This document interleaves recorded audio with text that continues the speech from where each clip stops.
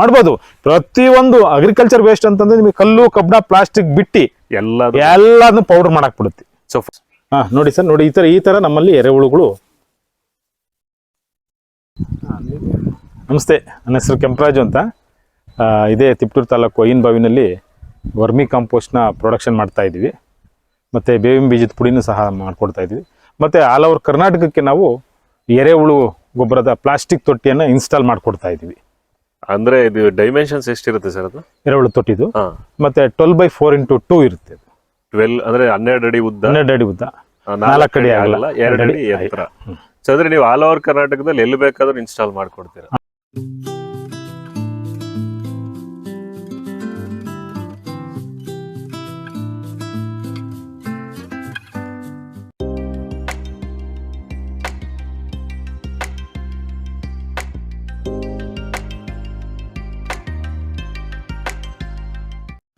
ಇದು ನೀವು ಇಲ್ಲಿ ಇದು ಮಾಡಿರೋದು ಇದು ಪರ್ಮನೆಂಟ್ ಸ್ಟ್ರಕ್ಚರ್ ಮಾಡ್ಬೋದು. 3-4 ತರ ಮಾಡ್ಬೋದು. ಓಕೆ, ಹೌದು. ಅದು ಒಳ್ಳೆ ಫ್ಯಾನ್ಸಿ ಆಗಿರ್ಲಿ ಅಂತ ನಾವು ಪ್ಲಾಸ್ಟಿಕ್ ತೊಟ್ಟಿಲಿ ಮಾಡ್ಕೊಡ್ತಾ ಇದೀವಿ ಪ್ರತಿಯೊಬ್ಬ ರೈತರಿಗೂ. ಓಕೆ ಸರ್, ಈಗ ಅಪ್ರಾಕ್ಸಿಮೇಟ್ ಈಗ ಒಂದು ಕಾಂಪೋಸ್ಟ್ ಬರೋದಕ್ಕೆ ಎಷ್ಟು ದಿನ ಬೇಕಾಗಬಹುದು? ಈಗ ರಾ ಮೆಟೀರಿಯಲ್ ಮೇಲೆ ಹೋಗುತ್ತೆ. ರಾ ಮೆಟೀರಿಯಲ್ ಮೇಲೆ ಬರೀ ಕೌಡಂಗಲ್ ಮಾಡ್ತೀನಿ, ಸಗಣಿನಲ್ಲಿ ಮಾಡ್ತೀನಿ ಅಂತಂದ್ರೆ 1-1.5 ತಿಂಗಳಿಗೆಲ್ಲ ಬಂದ್ಬಿಡುತ್ತೆ. ಯಾಕೆ ಅಂತಂದ್ರೆ ರೆಡಿ ಟು ಇಟ್, ಅದು ರೆಡಿ ಇರುತ್ತೆ. ಓಕೆ, ಬೆಳಗ್ಗೆನೆ ಸ್ಟಾರ್ಟ್ ಮಾಡ್ತೇವೆ. ಹುಳ ಬಿಟ್ಬಿಟ್ರೆ ಸಗಣಿಗೆ ಬೆಳಗ್ಗೆ ಸ್ಟಾರ್ಟ್ ಮಾಡ್ತೇವೆ. ಅಗ್ರಿಕಲ್ಚರ್ ವೇಸ್ಟ್ ಸ್ಟಾರ್ಟ್ ಮಾಡ್ತೀವಿ 3-4 ತಿಂಗಳು ಬೇಕು. ಯಾಕೆ ಅಂತಂದ್ರೆ ಅದು ಡಿಕಂಪೋಸ್ ಆಗ್ಬೇಕು ಮೆಟೀರಿಯಲ್ ಎಲ್ಲ. ಓಕೆ, ತದನಂತರ ಅದು ಸ್ಟಾರ್ಟ್ ಮಾಡುತ್ತೆ. ಕೊಬ್ಬರಿ ಮತ್ತೆ ಅಡಿಕೆ ಸಿಪ್ಪೆಗಳು ಜಾಸ್ತಿ ಈ ಭಾಗದಲ್ಲಿ, ನಮ್ಮ ತಿಪ್ಟೂರು ಭಾಗದಲ್ಲಿ, ತುಮಕೂರು ಜಿಲ್ಲೆ ಅಥವಾ ಈ ಕಡೆ ಒಂದು ಚಿಕ್ಕಮಂಗ್ಳೂರು ಈ ಸೈಡ್ ಹೋದಾಗ ಶಿವಮೊಗ್ಗ ಎಲ್ಲ.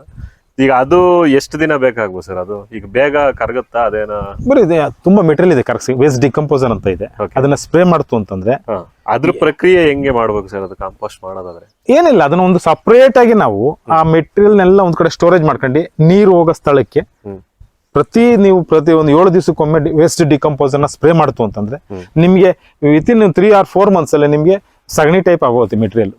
ಆಮೇಲೆ ವರ್ಮಿ ಕಾಂಪೋಸ್ಟ್ ಹಾಕ್ಬೇಕಾ? ಆಮೇಲೆ ತೊಟ್ಟಿಗೆ ಹಾಕೊಂಡ್ರೆ ಆಯ್ತು. ಸೊ ಡೈರೆಕ್ಟ್ ಹಾಕಿದ್ರೆ ಅಷ್ಟು ಆಗುತ್ತೆ, ಅದು ಆಗುತ್ತೆ. ಪ್ರೋಸೆಸ್ ಜಾಸ್ತಿ ಹಿಡಿಯುತ್ತೆ, 1 ವರ್ಷ ಬೇಕಾಗುತ್ತೆ ಆತರ ಆಗ್ಬೇಕು ಅಂದ್ರೆ. ಏನ್ ನೀವ್ ಹೇಳಿದ್ರಲ್ಲ ಮಟ್ಟೆ ಮತ್ತೆ ಅಡಿಕೆ ಸಿಪ್ಪಿದೆಲ್ಲ ಈ ತರದ ಮಾಡ್ಬೋದು. ಪ್ರತಿಯೊಂದು ಅಗ್ರಿಕಲ್ಚರ್ ವೇಸ್ಟ್ ಅಂತಂದ್ರೆ ನಿಮಗೆ ಕಲ್ಲು ಕಬ್ಬಣ ಪ್ಲಾಸ್ಟಿಕ್ ಬಿಟ್ಟಿ ಎಲ್ಲಾನು ಪೌಡರ್ ಮಾಡಕ್ ಬಿಡುತ್ತೆ. ಸೊ ಫಸ್ಟ್ ಡಿಕಂಪೋಸರ್ ಮಾಡಿದ ಮೇಲೆ ನಂತರ ತೊಟ್ಟಿಗೆ ಹಾಕೋದ್ರಿಂದ ಬೇಗ ಕಾಂಪೋಸ್ಟ್ ವರ್ಮಿ ಕಾಂಪೋಸ್ಟ್ ಆಗಿ ಕನ್ವರ್ಟ್ ಆಗುತ್ತೆ. ಸಗಣಿನ ಯಾವ ರೀತಿ ಈಗ ಡೈರೆಕ್ಟ್ ತೊಟ್ಟಿಗೆ ಹಾಕ್ಬೇಕಾ ಅಥವಾ ಯಾವ ರೀತಿ ಮಾಡೋದು? ಏನಿಲ್ಲ, ನಿಮ್ಮ ಅಗ್ರಿಕಲ್ಚರ್ ವೇಸ್ಟ್ ನ ನಿಮ್ಮಲ್ಲಿ ಸಾಕಷ್ಟು ಸಗಣಿ ಇತ್ತು ಅಂತಂದ್ರೆ ಒಂದು ಸ್ಟೆಪ್ ಸಗಣಿ, ಒಂದು step agriculture waste. Okay okay, ಈ ತರ ಹಾಕೊಂಡು ಹೋದ್ರೆ ಸಾಕು. ಇಲ್ವಾ ನಿಮ್ಮಲ್ಲಿ ಸಗಣಿ ಕಡಿಮೆ ಇತ್ತು ಅಂದ್ರೆ ಸ್ಲರಿ ಮುಖಾಂತರ ಹಾಕೊಂಡ್ರೆ, ಸ್ಲರಿ ಬಗ್ಡ ಮಾಡ್ಬಿಟ್ಟು ಹಾಕಿದ್ರೆ ಅಂದ್ರೆ ಈಗ ಇಮಿಡಿಯೇಟ್ ಈಗ ಕೊಟ್ಟಿಗೆಯಿಂದ ಸಗಣಿಯಿಂದ ತೆಗೆದಿದ ತಕ್ಷಣ ಬೆಡ್ಡಿಗೆ ಹಾಕ್ತಾ ಹೋಗ್ತಾ ಇರೋದಂತನ ಅಥವಾ ಯಾವ ತರ? ಹೌದು, ಒಂದ್ ಕಡೆ ರಾಶಿ ಹಾಕಿ ಮತ್ತೆ ಮಾಡ್ಬೇಕು, ಅದು ಯಾವ ತರ ಮಾಡ್ಬೇಕು? ಏನಿಲ್ಲ, ನೀವು ಕಳತಂತ ನಿಮ್ಮ ಗೊಬ್ಬರನ್ನ ಅದು ಫಸ್ಟ್ ಕಳಿಸ್ಬೇಕು. ಕಳತಂತ ಗೊಬ್ಬರನ್ನ ಕೊಟ್ಟಿಗೆಯಿಂದ ಎಷ್ಟು ದಿವಸ ಆಗ್ಬೇಕು ರಾಶಿ? ಇಲ್ಲ, ಆ ಗೊಬ್ಬರ ಸಗಣಿ ಗೊಬ್ಬರ ನೀವು ಡೈರೆಕ್ಟ್ ಹಾಕ್ಬೋದು, ತೊಟ್ಟಿಗೆ ಡೈರೆಕ್ಟ್. ಅದನ್ನ ನಾನು ಹೇಳ್ತಿರೋದು ಅಗ್ರಿಕಲ್ಚರ್ ವೇಸ್ಟ್ ನ. ಅದು ಹೇಳಿದ್ರಲ್ಲ ಡಿಕಂಪೋಸರ್ ಯೂಸ್ ಮಾಡಿ ಅದನ್ನ ಕಳತಂತ ಗೊಬ್ಬರನ ಒಂದು ಸ್ಟೆಪ್ ಹಾಕ್ಬಿಟ್ಟು ತದನಂತರ ನೀವು ಸಗಣಿ ಮತ್ತೆ ಅಗ್ರಿಕಲ್ಚರ್ ವೇಸ್ಟ್ ಮತ್ತೆ ಸಗಣಿ ಈ ತರ ಸ್ಟೆಪ್ ಬೈ ಸ್ಟೆಪ್ ಹಾಕೊಂಡು ಹೋಯ್ತು ಅಂದ್ರೆ ಮುಖ್ಯವಾಗಿ ಸಗಣಿ ಇರಲೇಬೇಕು ವರ್ಮಿ ಕಾಂಪೋಸ್ಟ್ ಮಾಡ್ಲಿಕ್ಕೆ. ಓಕೆ ಓಕೆ, ವಿತೌಟ್ ಸಗಣಿ ಆಗಕ್ಕೆ ಆಗಲ್ಲ. ಯಾಕಂದ್ರೆ ಎರೆಹುಳುಗೆ ನೀವು ಎಲ್ಲಾನ ನೋಡಿ, ಎಲ್ಲಾನ ಸಗಣಿ ತೆಪ್ಪೆ ಇಕ್ಕಿ ಹೋಯ್ತು ಅಂತಂದ್ರೆ ಕೆಳಗಡೆ ತೂತಾಗಿರ್ತದೆ ನೋಡಿ ಸಗಣಿನಲ್ಲಿ ನೋಡಿದ್ರೆ, ಅದು ಎರೆಹುಳ ಬಂದು ಹೋಗಿರ್ತದೆ. ಈಗ ಕುರಿ ಗೊಬ್ಬರ ಯೂಸ್ ಮಾಡಬಹುದಾ? ಏನೇನ್ ಯೂಸ್ ಮಾಡಬಹುದು? ಕುರಿ ಗೊಬ್ಬರನು ಹಾಕ್ಬೋದು, ಕೋಳಿ ಗೊಬ್ಬರನು ಹಾಕ್ಬೋದು. ಕೋಳಿ ಗೊಬ್ಬರ ಸಾಕಷ್ಟು ಹೀಟ್ ಪಾಸ್ ಇಲ್ಲ, ಏನಿಲ್ಲ, ಸ್ವಲ್ಪ ದಿನ ಹುಳನ ನೀವು ಏನಂತಂದ್ರೆ ಸ್ಟಾರ್ಟಿಂಗ್ ಎಲ್ಲಾನ ನೀವು ಯಾವುದೇ ಒಂದು ಕುರಿ ಗೊಬ್ಬರನಲ್ಲಿ ಹೀಟ್ ಇರುತ್ತೆ, ಕೋಳಿ ಗೊಬ್ಬರದಲ್ಲಿ ಇರುತ್ತೆ. ಅದನ್ನ ಯಾವ್ರೇಟ್ ಮಾಡ್ಬೇಕು, 1-2 ತಿಂಗಳು 3 ತಿಂಗಳು ತಣ್ಣಗ್ ಮಾಡ್ಬೇಕು ಗೊಬ್ಬರನ. ಆಮೇಲೆ ಹುಳ ಬಿಟ್ಟಿರ್ತು ಅಂತಂದ್ರೆ ಎಲ್ಲಾನು ಎಲ್ಲ ಇಕ್ಕೆ ಆಡಿಂದು ಹಸುವಿಂದು ಎಲ್ಲಾ ಒಂದನ್ನು ಹಾಕಬಹುದು.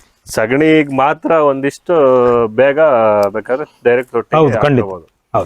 ಹೌದು, 1999ಕ್ಕೆ ಯಾವ್ಯಾವ ಮೆಟೀರಿಯಲ್ ಅಂತಂದ್ರೆ ಒಂದು ತೊಟ್ಟಿ ಏನು 12-4-2 ಅಳತೆಯ ಒಂದು ತೊಟ್ಟಿ, ಮತ್ತೆ 16 ಕಬ್ಬಿಣದ ರಾಡು, ಅದು 16 mm ರಾಡು, ಪ್ಲಸ್ ಒಂದು ವೇಸ್ಟ್ ಡಿಕಂಪೋಸರ್. ನಿಮ್ಮಲ್ಲಿ ಕಳಿತಕ್ಕಂತ ಮೆಟೀರಿಯಲ್ ಇತ್ತು ಅಂತಂದ್ರೆ ಆ ಕಳಿತಕ್ಕಂತ ಮೆಟೀರಿಯಲ್ ನ ಕಳಿಸ್ಲಿಕ್ಕೋಸ್ಕರನೇ ವೇಸ್ಟ್ ಡಿಕಂಪೋಸರ್ ಅಂತ ಒಂದು ಮೆಟೀರಿಯಲ್ ಕೊಡ್ತಾ ಇದೀವಿ.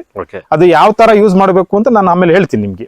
ವೇಸ್ಟ್ ಡಿಕಂಪೋಸರ್ ಗೊತ್ತಿರೋ ಸಾಮಾನ್ಯಕ್ಕೆ ಎಲ್ಲರಿಗೂ ಗೊತ್ತಿರುತ್ತೆ, ಗೊತ್ತಿಲ್ಲ ನಾನು ವಿವರವಾಗಿ ತಿಳಿಸ್ತೀನಿ. ಮತ್ತೆ ಎರೆ ಜಲ ಹೋಗ್ಲಿಕ್ಕೆ, ವರ್ಮಿ ವಾಶ್ ಹೋಗ್ಲಿಕ್ಕೆ ಒಂದು ಪೈಪ್ ಅನ್ನು ಅಡ್ಜಸ್ಟ್ ಮಾಡ್ಕೊಡ್ತಾ ಇದೀವಿ. ಮತ್ತೆ 5 kg ಹುಳು.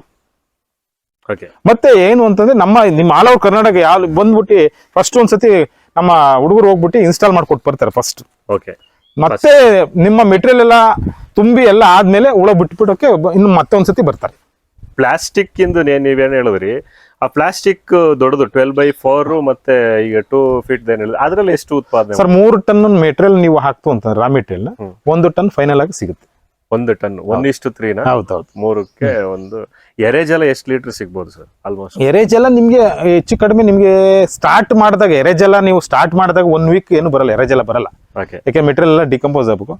1 ಮಂತ್ ಅಂತೂ ಅದು ಬ್ಲ್ಯಾಕ್ ಟೀ ಇದ್ದಂಗೆ ಇರುತ್ತೆ, ಕಪ್ಪು ಟೀ ತರ ಬರ್ಬೇಕು ಅದು ಅವಾಗ 1 ಮಂತ್ಗೆ ಅದು ಕ್ಲೋಸ್ ಆಗುತ್ತೆ. ಹೆಚ್ಚು ಕಡಿಮೆ ನಿಮ್ಗೆ ಒಂದು ದಿವಸಕ್ಕೆ 4 ಲೀಟರ್ ಅಂತಂದ್ರೆ ಒಂದು ತಿಂಗಳಿಗೆ 120 ಲೀಟರ್ ಅಂತೂ ಮೋಸ ಇಲ್ಲ. ಆಮೇಲೆ ಈಗ ಅದು ವರ್ಮಿ ವಾಶ್ ಏನು ಬರುತ್ತಲ್ಲ, ಅದನ್ನ ಯಾವ ರೀತಿ ಬಳಸಬಹುದು, ಅದಕ್ಕೆ ಏನಾದ್ರು ಟ್ರೀಟ್ಮೆಂಟ್ ಇದೆ ನೋಡಿ. ಇಲ್ಲ ಒಳ್ಳೆ ಉತ್ತಮವಾದ ಪ್ರಶ್ನೆ ಕೇಳಿದ್ರಿ. ಎರೆಜಲ ಅನ್ನೋದೇನಿದೆ ಒಳ್ಳೆ ಉತ್ಕೃಷ್ಟವಾದ ಏನು ಅಂತಂದ್ರೆ ತುಂಬಾ ಶತಕೋಟಿ ಜೀವಾಣು ಇರುತ್ತೆ ಅದರಲ್ಲಿ. ಕರೆಕ್ಟ್.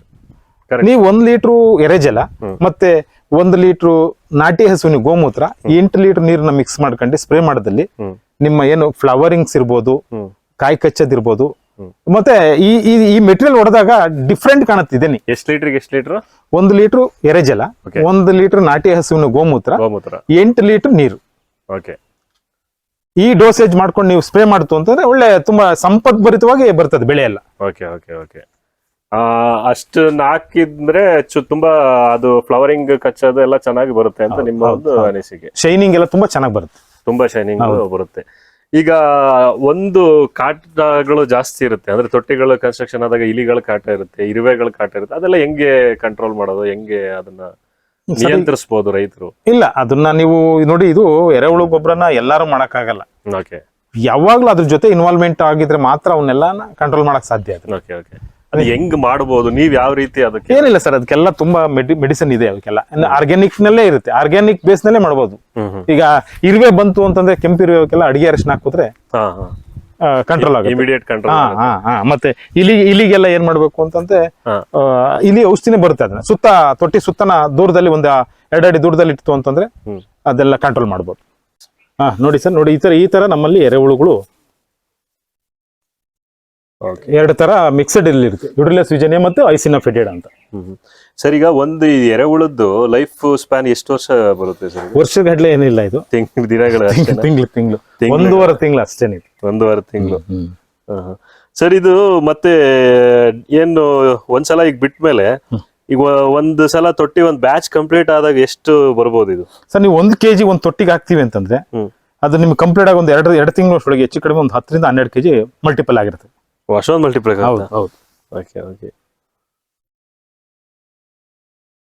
ಮ್ಯಾಕ್ಸಿಮಮ್ ಇದು 12x4 ಇದಕ್ಕೆ ಎಷ್ಟು ಕೆಜಿ ಬೇಕಾಗುತ್ತೆ? 2 ರಿಂದ 5 kg ಅಷ್ಟೇ. ಅಂದ್ರೆ ಹೆಚ್ಚಿನ ಎರೆಹುಳ ಬಿಟ್ರೆ ಬೇಗ ಪ್ರೊಡಕ್ಷನ್ ಆಗುತ್ತೆ ಅಷ್ಟೇ, ಸಿಂಪಲ್. ಕರೆಕ್ಟ್.